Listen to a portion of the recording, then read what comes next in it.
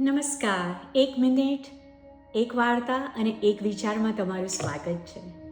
એક 16 વર્ષના છોકરાએ મૃત્યુને કેવી રીતે હરાવ્યું. આ વાર્તા છે માર્કંડેય મુનિની.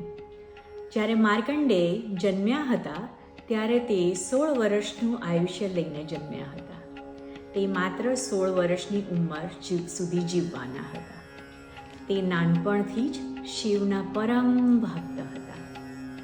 જ્યારે તેમનો 16મો જન્મદિવસ આવ્યો ત્યારે યમરાજા તેમને લેવા આવ્યા અને યમરાજાને જોઈ અને માર્કંડેય શિવલિંગને ભેટી અને બેસી ગયા. યમરાજે માર્કંડેયને શિવલિંગથી અલગ કરવા માટે તેમની જે પાશ હતી તે શિવલિંગ પર નાખી. તેથી ત્યાં ઘડી સાક્ષાત શંકર ભગવાન ત્યાં આવી પહોંચ્યા. એ પ્રગટ થયા અને એમણે યમરાજાને તરત રોકી દીધા અને માર્કંડેયને ચિરંજીવી થવાના આશીર્વાદ આપ્યા.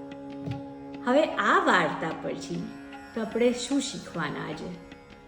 આપણે શીખીશું, હું શીખું છું કે જેનો વિશ્વાસ ભગવાનમાં અડગ હોય છે ને તે જીવનમાં કોઈ દિવસ કોઈનાથી ડરતું નથી, ગભરાતું નથી, તેમાં ભયનો સ્થાન નથી.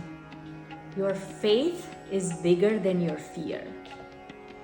ચાલો ત્યારે ફરી મળીએ કાલે નવી વાર્તા અને નવા વિચાર સાથે. હરિઓમ.